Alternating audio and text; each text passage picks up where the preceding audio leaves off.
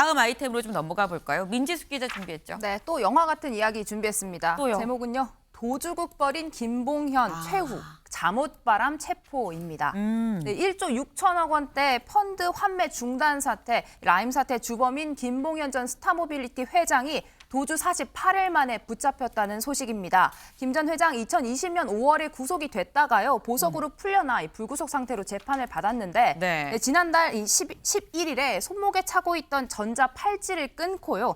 자신이 거주하던 아파트 지하 주차장에서 도피하는 모습 저희가 CCTV 영상으로 전해드렸습니다. 맞아요. 이렇게 도피극을 이어오다가 어제 오후 4시쯤에 경기도 화성에 있는 아파트에 숨어있던 김 전 회장, 검사와 수사관들이 체포했다고 합니다. 그런데 김 전 회장 순순히 체포당하지 않았다고 하는데요. 네. 9층 높이에 있는 아파트 베란다로 뛰어내리려고 시도까지 했다고 합니다. 어이구. 그리고 자신을 체포하려 들어온 검사와 수사관들에게 험한 욕설을 하면서 나가면 가만히 두지 않겠다라는 취지의 발언을 했다고 합니다. 사실 김 전 회장 도주국 이번이 처음이 아닌데 네. 19년도에 첫 번째 도주 행각을 할 때는 네. 체포 직전까지 수사관에게 위조 신분증을 낼 정도로 이렇게 치밀한 모습을 보였거든요. 네. 근데 어제 체포될 당시에는 집안에서 텔레비전을 보면서 네. 이 수면 잠옷을 입고 있는 차림으로 정말 예상하지 못했던 상태로 체포가 됐던 걸로 보입니다.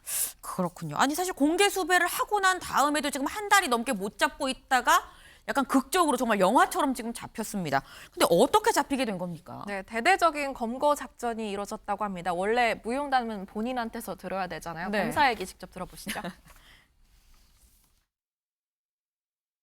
49일 동안 약 50회의 압수수색 영장 집행, 100명이 넘는 대상자의 훼손에 대한 통신 분석 등을 통해 김봉현의 도주 경로 및 조력자들에 대해 집중적으로 수사하였습니다.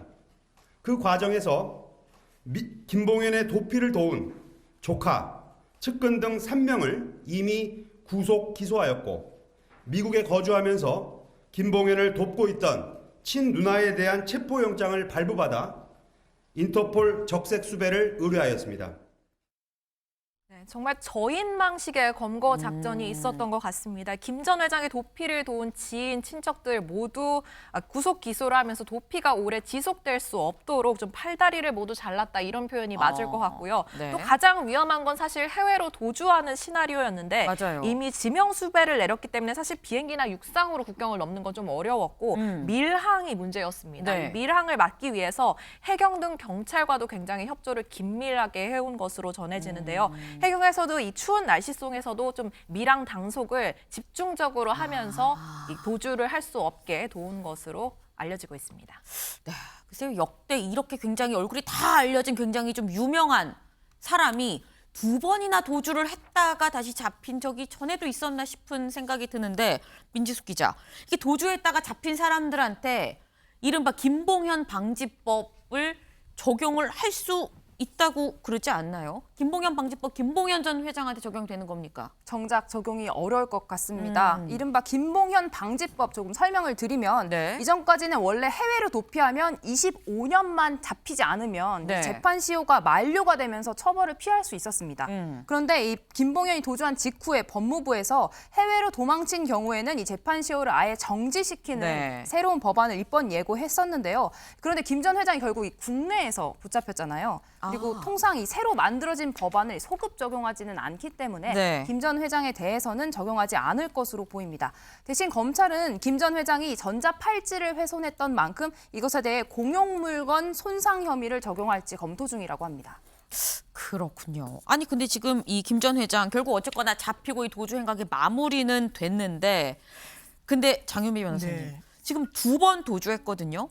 근데 지금 뭐 김봉현 방지법도 안 되고 네. 듣기에는 도주죄도 혐의를 적용할 수 없다. 이거 무슨 말입니까? 그러니까요. 사실 선고기일만 앞두고 그러니까 본인에게 처벌이 임박한 상황에서 도주한 거 아닙니까? 네. 그런데 도주죄로 처벌을 못해? 라고 네. 생각하실 수 있는데 맞아요. 형법상 도주죄의 요건이 그렇게 돼 있어서 그렇습니다. 형법상 도주죄를 보면 법률상 체포 구금된 상태의 사람이 도주를 해야 이게 처벌이 가능한데요. 네. 김봉현 전 회장 같은 경우에 어떤 상태였냐?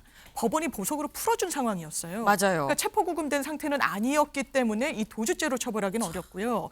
그렇기 때문에 사실 실제로 뭐 밀항 가능성까지 이야기가 될 정도로 치밀하게 거의 2달가량 숨어 있었던 거지 않습니까? 네. 그래서 검찰이 이거 밀항을 한다는 그런 제보가 있다. 지금 은닉하고 있고 지금 도망갈 수 있는 가능성이 매우 높다라고 해서 영장을 2번이나 추가로 네. 쳤습니다. 근데 다 번번이 기각이 됐었어요. 그때 제기됐던 의혹이 그 해당 재판부와 변호인이 같은 무슨 뭐 동문이다, 정관 예우다라고 해서 시민단체가 고발 조치까지 한 상황이고요. 이 부분과 관련해서도 앞으로 지켜봐야 될 지점이 많은 것 같습니다. 네, 사실 이 사전에 도주하기 전에 막을 수 있었던 부분도 이 혹시나 이 재판부가 뭐가 있었던 거 아니냐라는 의혹이 있는 상태에서 심지어 도주하고 잡았는데 도주죄도 법적 미비 부분이 있어서 적용할 수 없다고 합니다.